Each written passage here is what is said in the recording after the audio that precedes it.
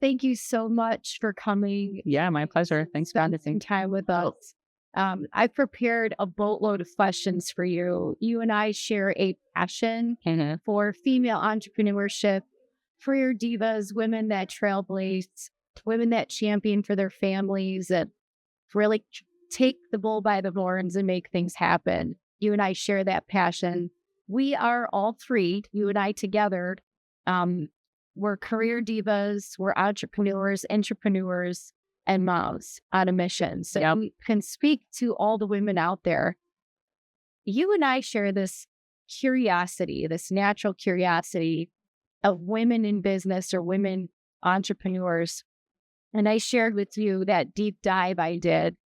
And since that time, it's been a couple years. You shared with me that you are really interested in taking a deeper look at female entrepreneurship as an attorney. Yeah. And I'm fascinated. What piqued your interest about that topic in particular? I think it was a combination of things. So obviously your research that you've done specific to kind of women and money and finances.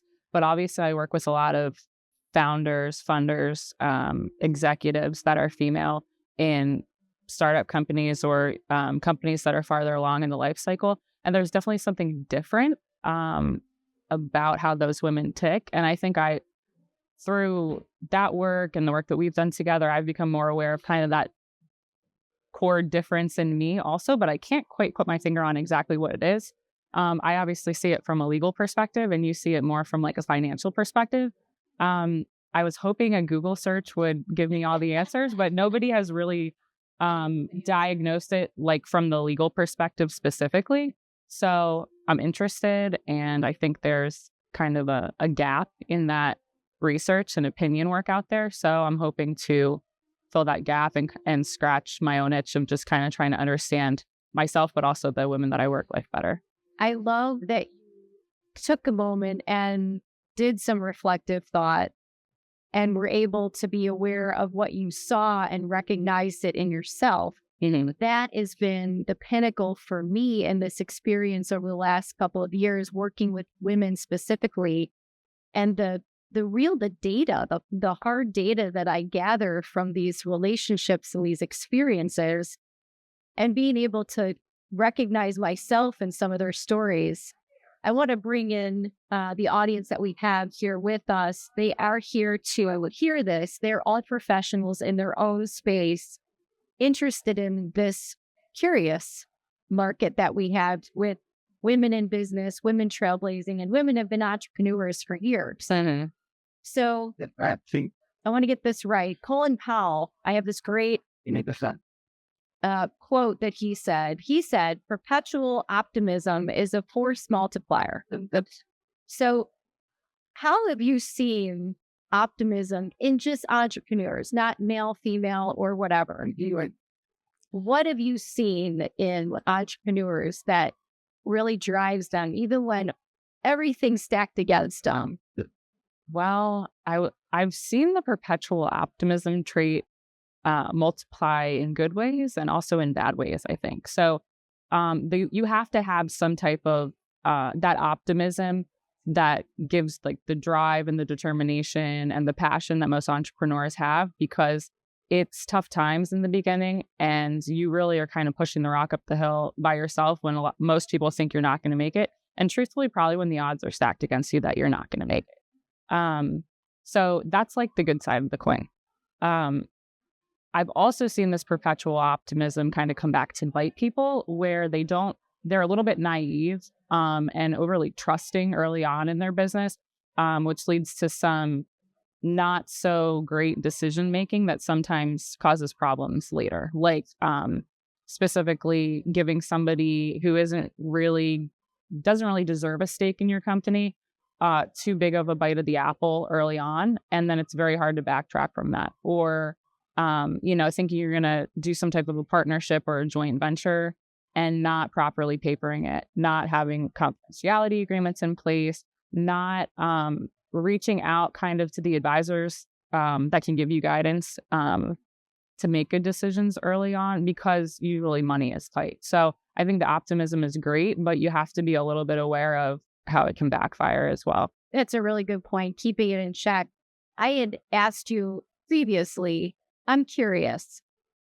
Women have been at the game of business, do I dare say, not as long as guys? But I don't know that I really believe that. I mean, my grandmother was an entrepreneur. It was like Steel Magnolias in her hair salon in 1955. And when I was not there in 1955, but that's when she started it. But it was her business, and she had women out the door coming in. Mm-hmm. And she ran this business way back then. And, you know, my grandmother ran this bar and she was running things. So women in what we define as business today have not been at the game as long. Right. Haven't had as many at-bats. So have you seen qualities in women that are different, maybe more advantageous, or what have you seen that's different with women coming to work with you on launching companies? Yeah. Maybe buying companies? Yeah, that's a good question. I think that it probably stems from there being more limited opportunities historically for women in that space. But I think they're generally more like loss averse. I think they really want to understand and evaluate all the information and kind of manage risk better. I think it comes from the fact that they've been playing the game less. I think it's also, you know, without launching into gender stereotypes, they lack, I don't want to say they lack confidence, but like a lot of men in business that I've seen, you would never know when they're unsure, or you would never know when they lack confidence, because there's a certain degree of like bravado or being a little bit more comfortable, like putting yourself out there or going after something when you don't understand it 100%. Like, I think there's some statistic like men are more comfortable like applying for a job or seeking a promotion even if they don't check all the boxes, but women like feel like they need to check all of the boxes before they can. Right. So I think generally women are the women that I work with that kind of have the guts to enter that space are excellent, because they feel like they really need to like almost over prepare, have their pencils sharpened to seek the same opportunities, which I think ends up playing very well in their actual business ventures, because lots of women who probably would otherwise get into that space are deterred from doing that because of the limited funding for female businesses, because of the kind of male vibes in like the business world generally. Yeah. So I think there's definitely differences, but I think those differences really become strengths if they get into the game. Right. But too many people are just deterred, or don't even if they kind of get in, they're not in 100%, if that makes sense. I do. There's a few people that I have worked with in my career, and the women that came to ask me for money had done more due diligence on the risk and on the potential of losing, that I was more comfortable saying yes to that, because they had gone down every rabbit hole, finding a way out as a plan B. Yeah. So I think there's some positive to that. The negative to that is not taking the risk soon enough. Right. Waste time because they're just not sure on themselves. But next week, I'm doing a talk on how to ask for money. And there's really only 3 primary things that any investor or lender is looking for. And that's risk. That's return on the investment, which is steeped in the character of the individual that's pitching. Yeah. And how well they know their numbers, how intimate they know their product, how well they've done their market analysis. So yes, once they get in the door, they have all the opportunity and have thought every way to Sunday. Totally. A plan B if things hit the fan. And there's, I was reading an article in Forbes, and it launched into all these statistics about how women founded businesses and women executives the data shows they do yield a higher return on investment to their investors, or they, they generally just have a more successful business venture. And I think part of it is because like the women who actually get to that point have had to be so excellent that they would probably be excellent even if gender was removed from the equation. But there's such limited funding for female founded investor or female founded businesses rather, and even businesses that are co-founded with one female will receive less funding than if it is a male founded only business. And I think that's only really a function of, obviously there's fewer female players in the game, but most of this funding is coming from the venture world, the private equity world, and people, whether they like it or not, like we're all drawn to people that are like themselves, and that the funding world is still so like male. Yes. But it's changing, so it'll be interesting. So you and I see that as an opportunity. Yeah. Because it's kind of a whole world out there kind of thing.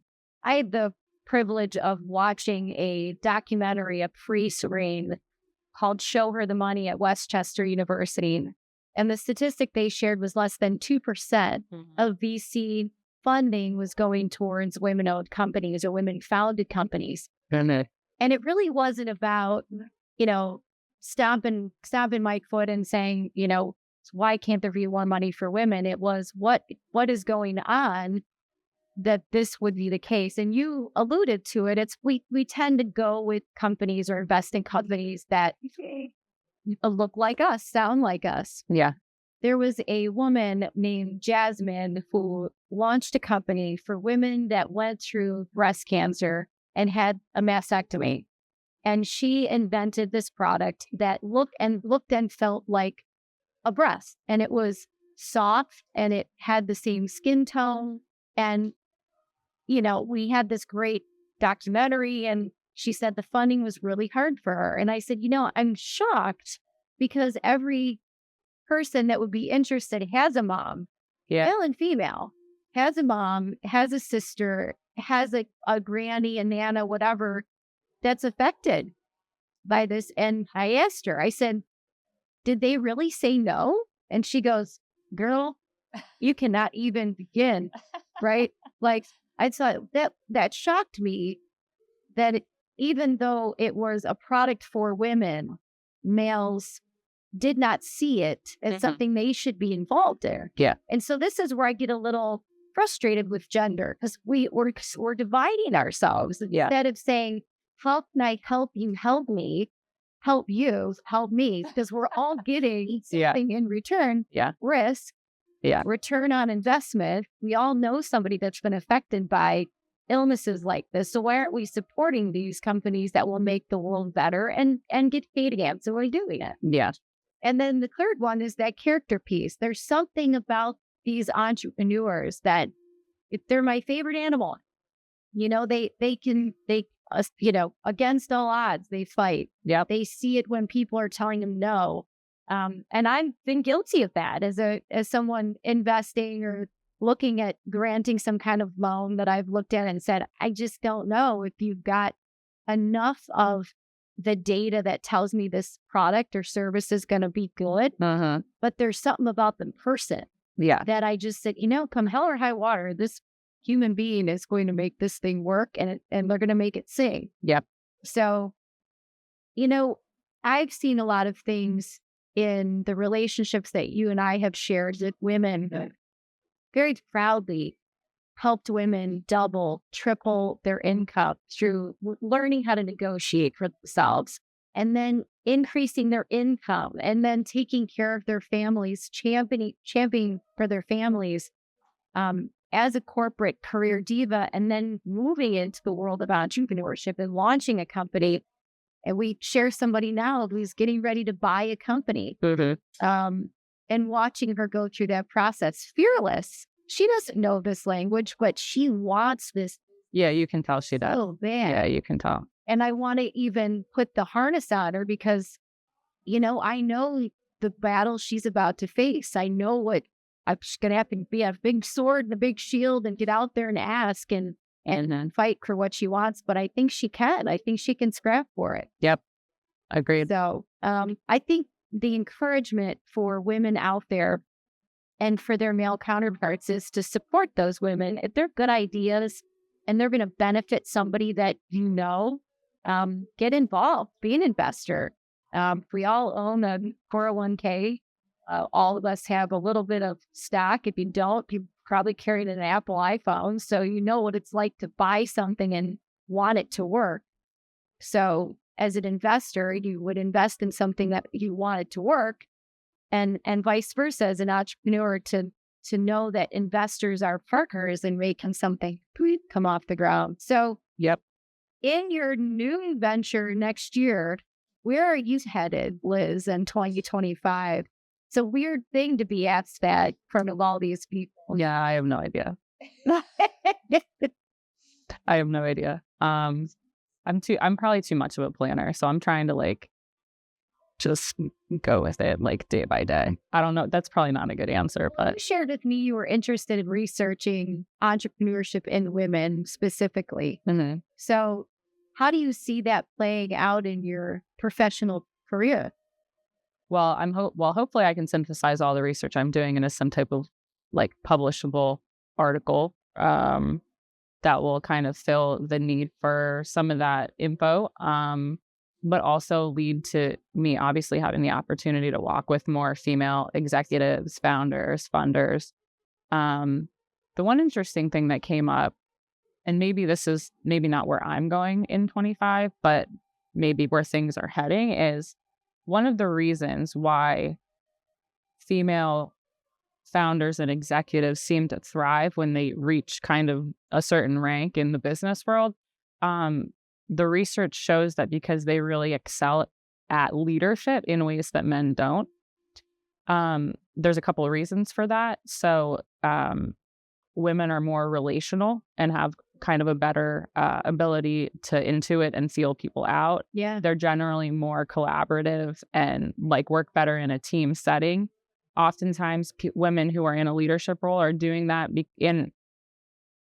they're coming from a place of transformational leadership where they want people to buy into the mission or whatever, and they are also motivated by the mission and less by the external factors that their male counterparts typically are. Those external influence. Usually it's like status. I'm the CEO of a company, money, Less looking cool. Yeah, like they're really coming from, they believe in it. They want to change the world. They want to, yeah. And so that's one of the reasons why people think women-led businesses do better, because it's just more of almost like an authentic leadership style. So one of the articles that I came across, and I agree with this 100%, is when women are in those leadership roles, why are they trying to lead like men? Really, like it's at the end of the day, it's just data about leadership. Who cares if it's male or female? So I'm hoping that maybe more leaders will try to lead like from the stereotypical women leadership traits, and not when women get there trying to like put on, a leadership style that isn't really there. So I guess with that, I think the business world will probably move more in that direction in 25. And I guess as I like discover more about the topic, then maybe I'll kind of just dig my heels into my own leadership style, lawyering style, whatever. So, yeah.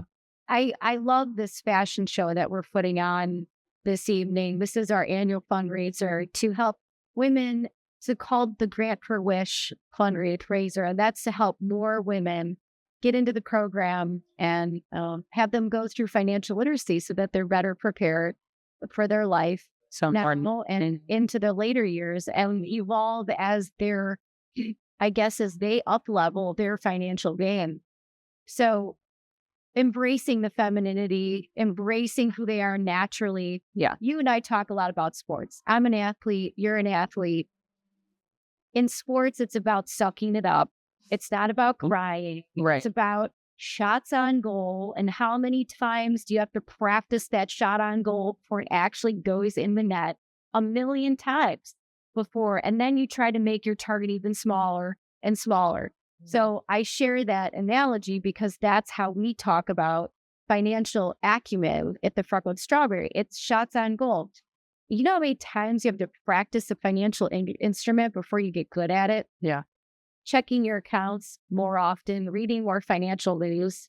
It's practice at leveling up your game or more shots in the goal where it's $5,000 bonuses, $20,000 bonuses. Now we're at $50,000 bonuses. Oh, Yeah. if you take my bonus check, Carly, and invest me into some alternative type of investing, that girl didn't sound like that a few years ago. Yeah, totally. Now it's this entirely new conversation because she's practiced shots on goal. Yeah. My hope is that women find their place on the playing field, that guys and girls alike will learn how to play really well together. Mm-hmm. I have a lot of my male partners in the audience. We work very well together because we bring those skill sets together and we can lean on each other. And I know you're a big proponent of that. You have great mentors in your life, men and women that have been there, helping you along. And that's really what this is all about. We give people a place or women a place.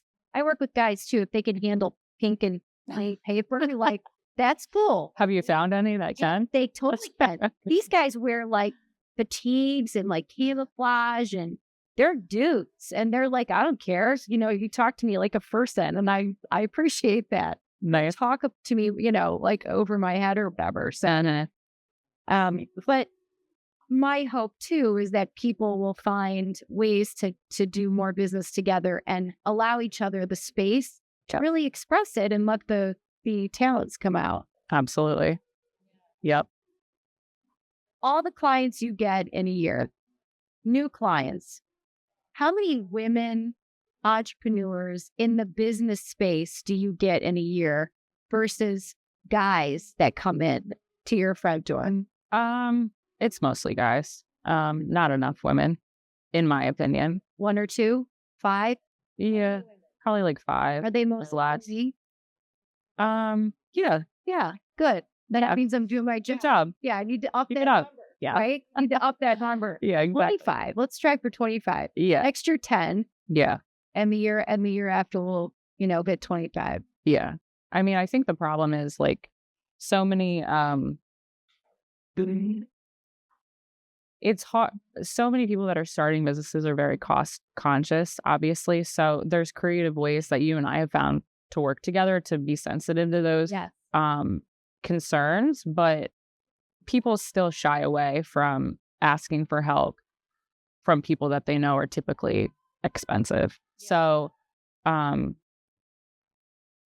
people that have the money are just in my experience in this area, Philadelphia is a great area for emerging companies. It's just very male dominated, which is fine to your point. Like client's client, and I'm happy to work with whoever, but it would be great to see more women. Yeah. That is why I launched the Freckled Strawberry. We've been at the game not as long.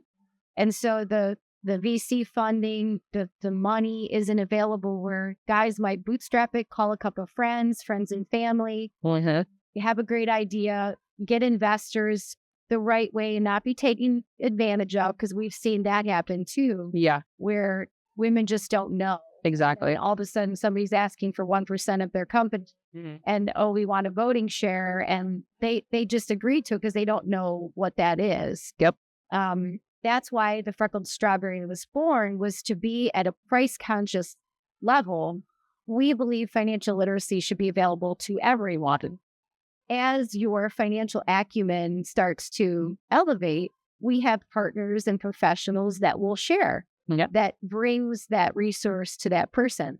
So you design something in collaboration with the Freckled Strawberry that's price conscious. Yep. For those people that are afraid or have never, how do you engage with an attorney? Yeah. How do you pay for an attorney? Yeah. And that's the wild thing to me is I forget, and you even have to explain that, some people are truly so uncomfortable working with anybody like in the business world, including accountants, advisors, of any sort, How is that they don't even really understand. Yeah. That's, I had a client texting me the other day, freaking out about an insurance issue. And I feel her pain. I'm like, I get it. I totally get it. I said, did you call the person that I suggested you call? she was so didn't have the, she didn't want to look stupid or didn't want to, she was trying really hard. And so what I did is just texted the person. I said, can you talk right now? The insurance person, can you talk right now?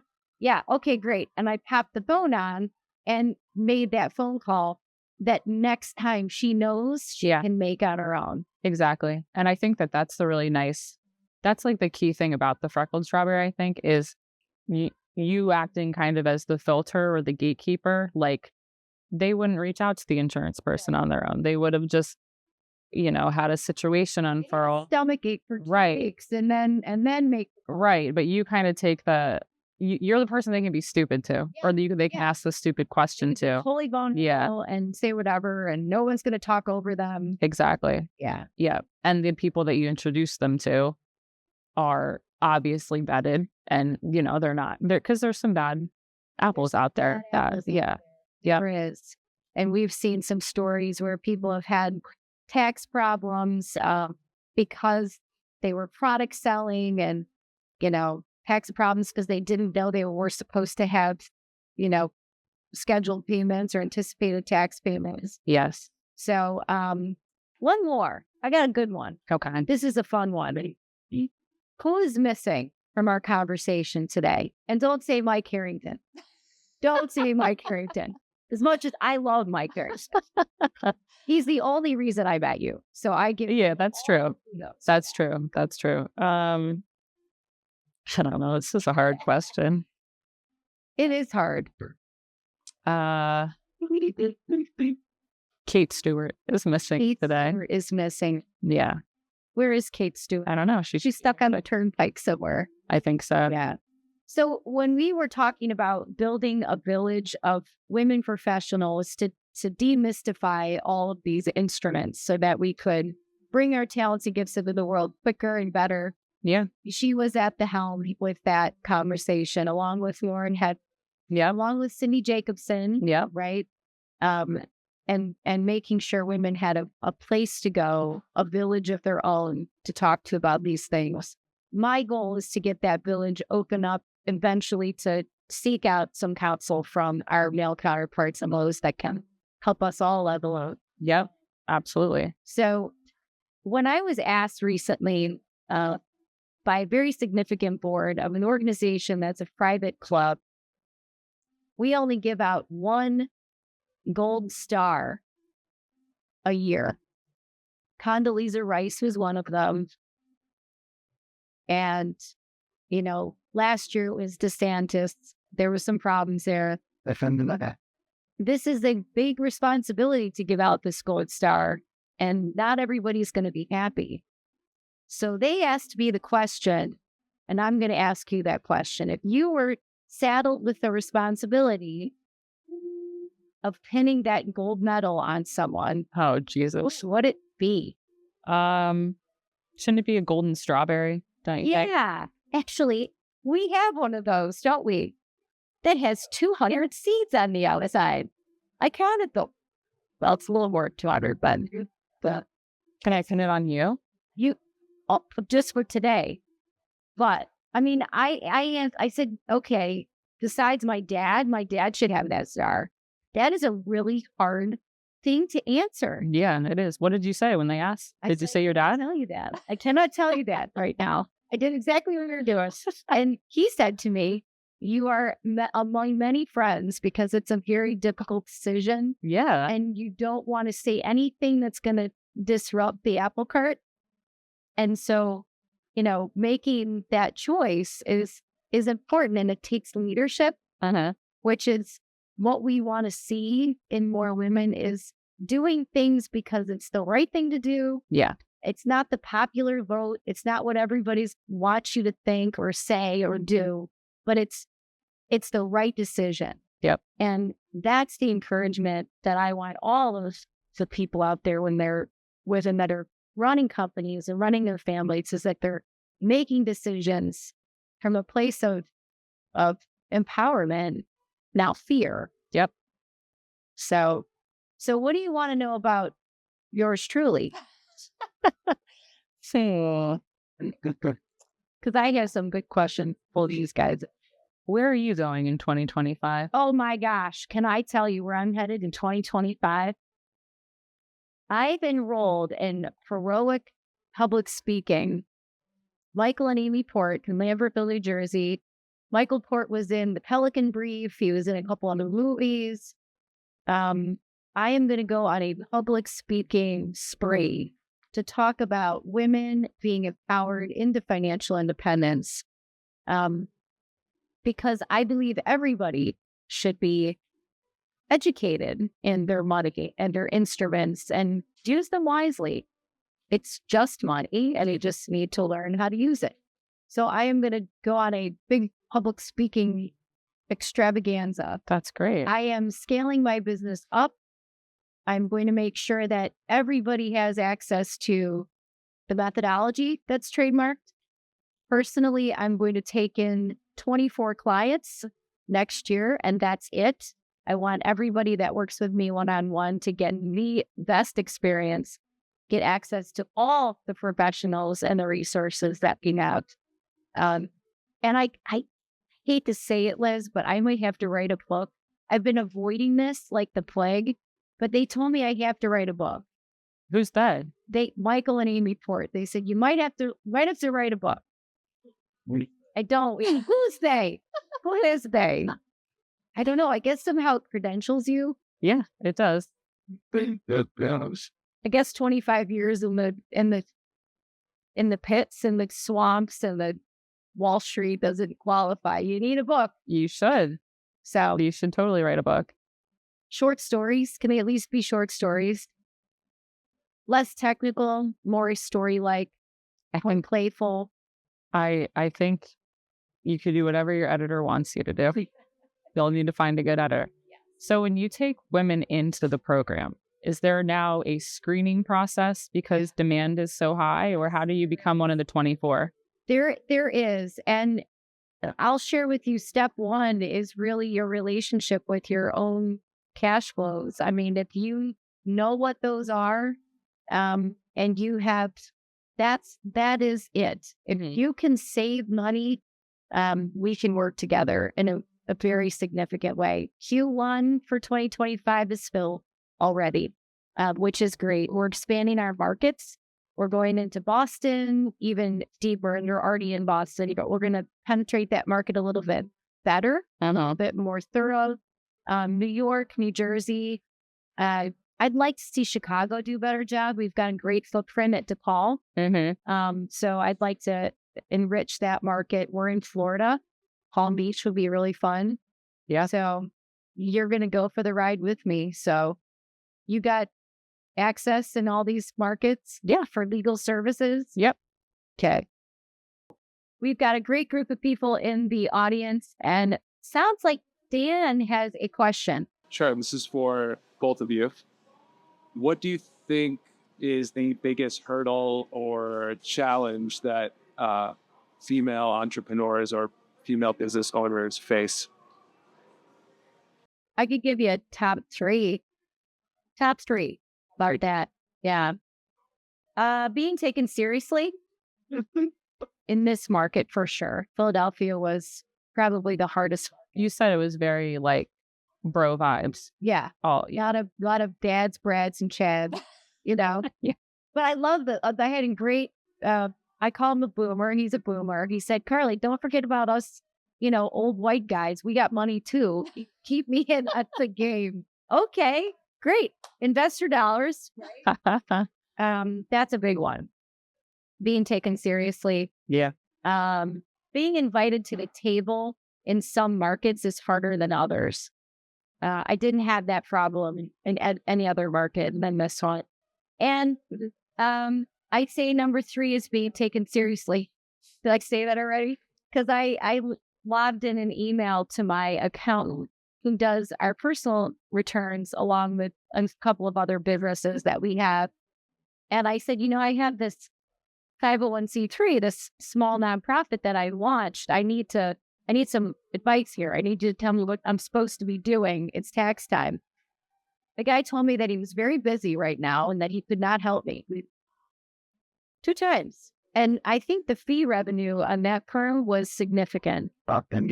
So being taken seriously, and then you invest your dollars would be mother's rate. Yeah, I agree with all this. Do you? Yeah, and even like the being taken seriously part.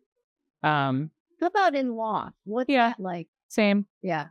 Although I think usually it's from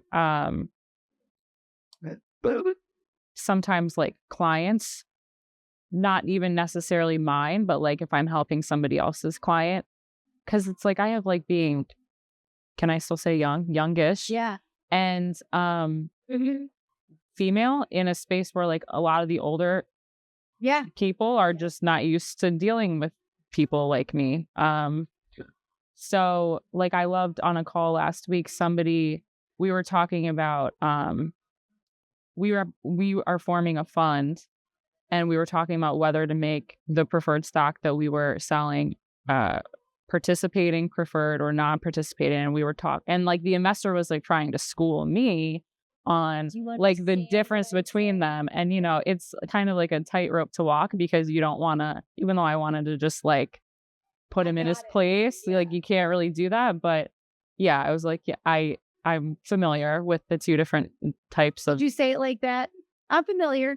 Thank you. Yeah, it got to the point where I was kind of like, because he didn't really know what he was talking about, and he was trying to like chirp in somebody's ear as though he did. But so yeah, I think being taken seriously is just something that is universal across industries. I got one for you, Dan. This is interesting. Not being taken seriously by another female. I think that was one that took me first in pride. Oh. Said, I don't like hearing advice from a woman. Actually said it to me. And I was like, really? Yeah, it annoys me. I would rather take advice from a man. Was she older? She was. Yeah. A little bit older than me. And I said, okay, that's fine. But then at the same time, expressed frustration that she was not taken seriously in her own family by her brothers. So it was this perpetuating, I think they call that, it's like queen bee syndrome or something, like nobody else can be on top or something. Yeah. That's weird. That's weird. I don't like that. Yeah, I don't like that.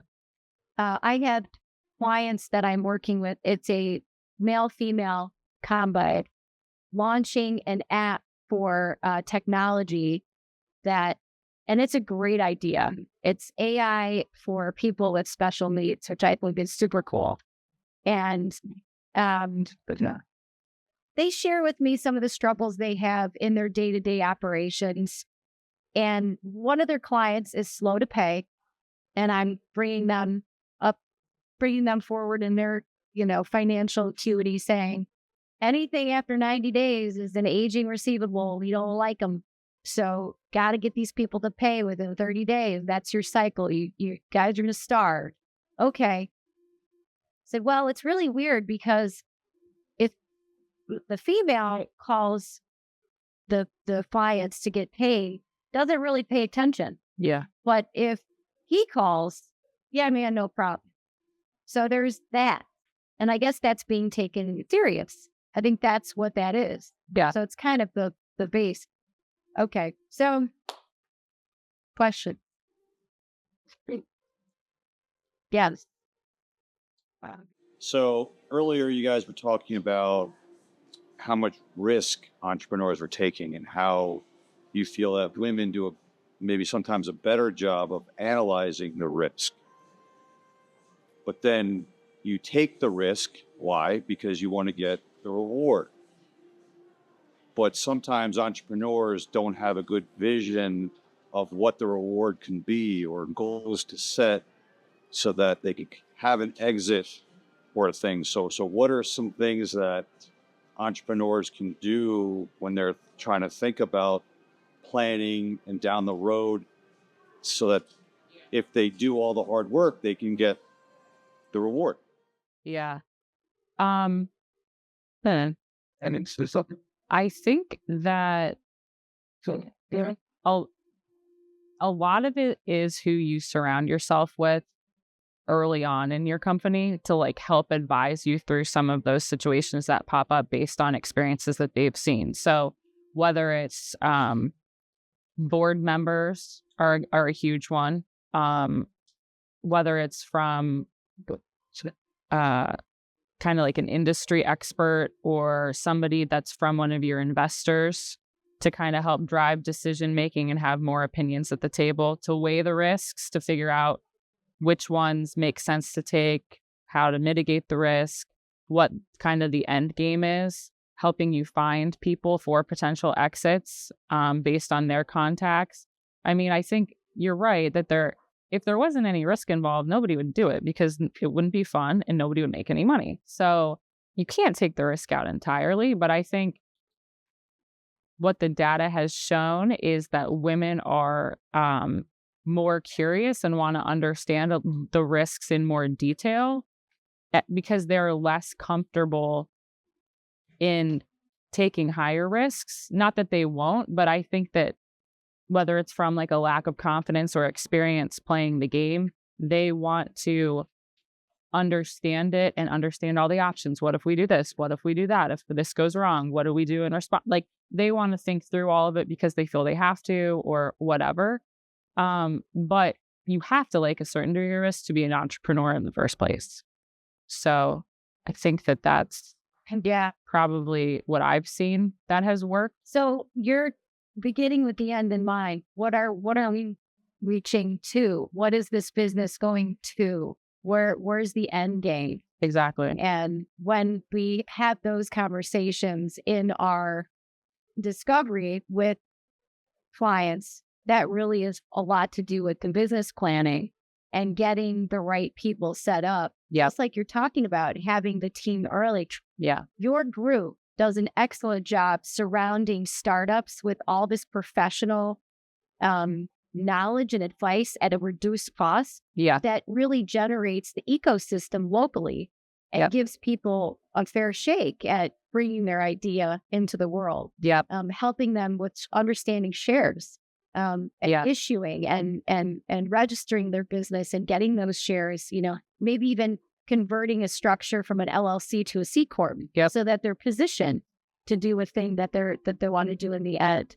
Should they be an S Corp first? Well, if your goal is to issue shares, then do you really need to have an S Corp? You just go right to a C Corp. Yeah, there's a lot of stuff. There's a lot of stuff to consider. And I think we definitely try to be cost conscious with that. But like just last week, I was working with a new startup client. It actually was a female founded business, co-founded. And it's for an app that it's femtech, which is one of like the up and coming areas. It's an app that caters to working moms specifically and utilizes AI to help schedule activities, to pull resources for things that you need to learn more about for your kid or your job or whatever. It takes like a lot of the administrative headache out of your day. And she worked in finance for 5 or 10 years. She's Harvard educated. She had a mentor who helped her get to that place. And the mentor was helping her. It was her mentor, and her husband, who were the founders of the business. Well, the mentor really took advantage of her when they founded the business because they used an attorney that was more his personal attorney, not the attorney for the business. The mentor was supposed to be an advisor. He was not full-time for the company. He wasn't contributing know-how, business plan, anything valuable. And he took a third of the company. Normally, market for an advisor that's like on the board or actually like doing something for a certain number of hours per week, it's like 0.25%. Exactly. It's like extremely low. So now we're trying to undo this the best we can. We can only do so much. It's messy. Investors know. So I think it just really goes to like, you really just have to know what you don't know and get good advice from the beginning if you can. And now it's going to be more expensive. They have investors sitting on the sidelines that are ready to invest money, but we can't let them until we clean up this issue on the cap table. So that's a great example of a very bright, very driven, very being taken advantage of. Having the right team. So Brian's question in, what is this? Where is this entrepreneur headed? And having all of this expertise along the way really does help shape the outcome. Yeah. which is the important part, and taking a holistic approach on the person. Yeah. We start with personal money whenever we're dealing with entrepreneurs or career divas. It's start with your home. Your home's got to be right first. Who in their right mind is going to lend you money if your personal finances are a mess? Yeah. It starts at all, right? That's where your foundation is. So, that's a great question. I had somebody today. We were talking that 1%.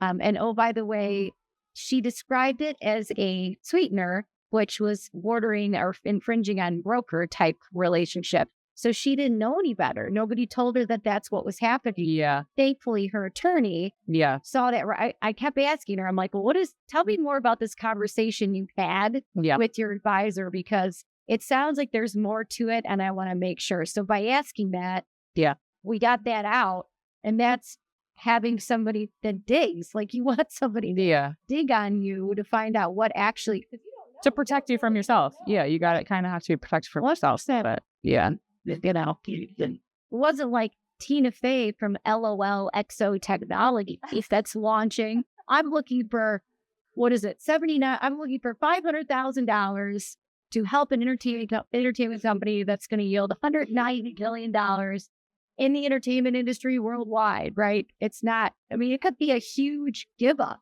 1% of that. Yeah, exactly. Liz, thank you so much. Thank you for joining us this evening, right before our fashion show. Yes. And meeting some of our favorite colleagues to talk about some intelligent, refreshing conversations so that women can take this and use it in their business. We look forward to future conversations and you in 2025. Thank you very much.